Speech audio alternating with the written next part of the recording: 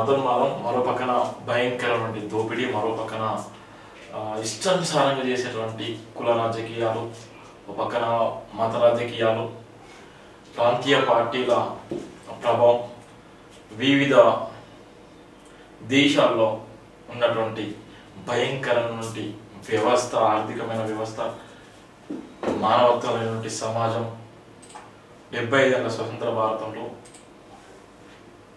ఎంత భయంకర పరిస్థితులు అంటే అంత భయంకర పరిస్థితిలో చూస్తున్నాం. ఒకానొక సందర్భంలో వెనకటి వాళ్ళు ఏం చెప్పినా ఏది చేసినా కూడా సత్యం అనేది ఈ రోజుల్లో ఏది చెప్పినా ఏది చేసినా తాత్కాలికమైనటువంటి పరిస్థితి ఉన్నటువంటి పరిస్థితి చూస్తున్నాం. అందుకోసమే మనిషిలోని మానవత్వాన్ని ఏ సైంటిస్ట్ కనిపెట్టలేకపోతున్నారు.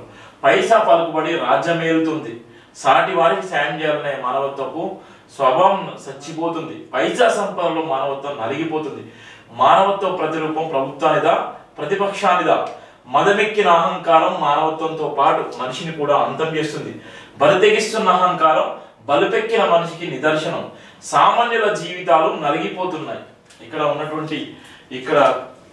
ఉన్నటువంటి అనేకమైన అంశాలు, భగవద్గీత, జీసస్, ఖురాన్, ఇక్కడ ఉన్నటువంటి 3 మతాలు. ఆ 3 మతాలకు సంబంధించి అనేక మందికి అనేక సందర్భాల్లో ఉపయోగపడేటువంటి మతాలు. ఆ మతాల ద్వారా బతికేటువంటి అనేక మంది ఉన్నారు. అనేక కోట్ల మంది ఇలా మతాల పేరు చెప్పుకుని బతికే వాళ్ళు ఉన్నారు. భగవద్గీత కానీ, ఖురాన్ కానీ, బైబుల్ కానీ, ఈ 3 మతాల సారాంశమే అందరూ సమానం అని చెప్పేటువంటి సారాంశం. కానీ ఇక్కడ ఉన్నటువంటి పరిస్థితిలో ఆ 3 అంశాల సారాంశం ఒకటైనప్పటికీ కూడా మానవత్వం మాత్రం ఎవరికి వారే చెయ్యలేనటువంటి పరిస్థితి. ఒక పక్కన అక్కడ ఉన్నటువంటి వ్యవస్థలు, అక్కడ ఉన్నటువంటి పరిస్థితులు, ఎవరి స్వార్థం కోసం వాళ్ళు, అక్కడ ఉన్నటువంటి ఖురాన్ను వాడేవాళ్ళు ఖురాన్ను, బైబుల్ వాడేవాళ్ళు బైబుల్, భగవద్గీతను వాడేవాళ్ళు భగవద్గీతను వాడుకుంటూ వాళ్ళ ఇష్టానుసారంగా మత రాజకీయాలు చేసేటువంటి పరిస్థితి. కానీ మానవత్వం మాత్రం ఎక్కడ కూడా కనిపించదు. మరి నిజంగా దేవుడు అనేటువంటి వ్యక్తి వీళ్ళందరూ సృష్టించినప్పటికీ మానవత్వం విషయంలో ఎందుకు సమానంగా చూడలేకపోతున్నారు? చాలా బాధాకరం. అందుకోసమే మానవత్వం వెళ్ళిపోతుంది, మంట కలుపుతుంది అన్నటువంటి ప్రధాన వార్తలు రాసిన నేపథ్యం ఉంది.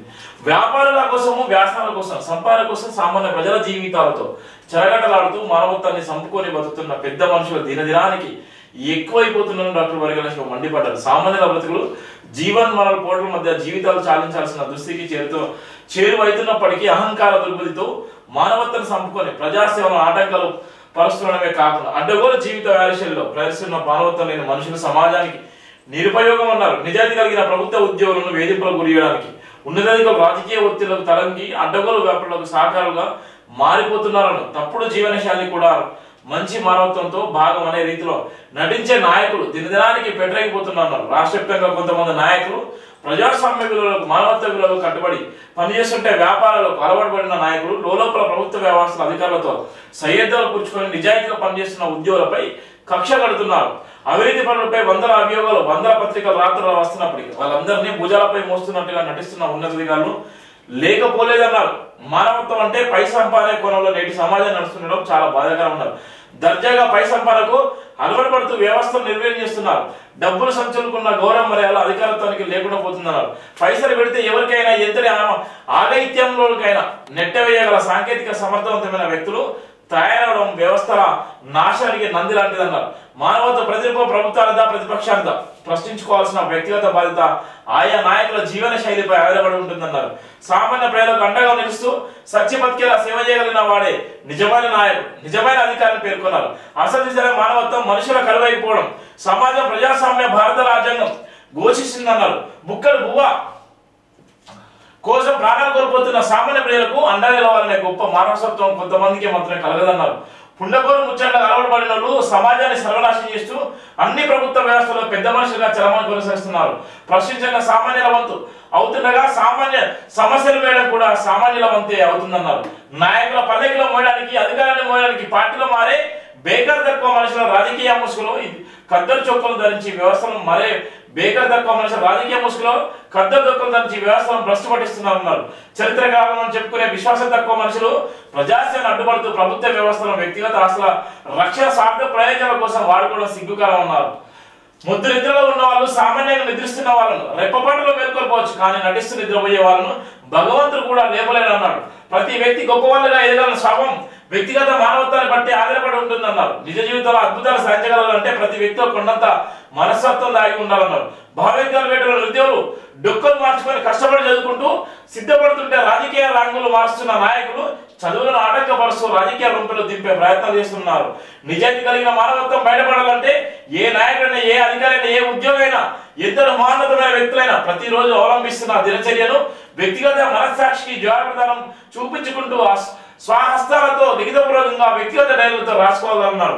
అదే తరహాలో ప్రభుత్వ వ్యవస్థలని ఉన్నతాధికారులు అవలంబిస్తున్న విధి విధానాలు ప్రతిరోజు నివేదికల రూపం ప్రభుత్వాలకు తెలపాలన్నారు. ఆస్తుల సంపాదన ప్రధానంగా పెట్టుకుని వ్యవస్థలను భ్రష్టు పట్టిస్తున్న అధికారులు ప్రభుత్వ పెద్దల ముందు, ప్రభుత్వ ముఖ్య నేతల ముందు కవింపైన కమనీయమైన నటన ప్రదర్శన చేస్తున్నారు. మానవత్వాన్ని మర్చిపోయి చిల్లర రాజేశ్వరతో వ్యవస్థలను ఆగం చేసేటువంటి నేపథ్యం ఉంది. ఇక్కడ ఎంత దారుణం అంటే ఒకడు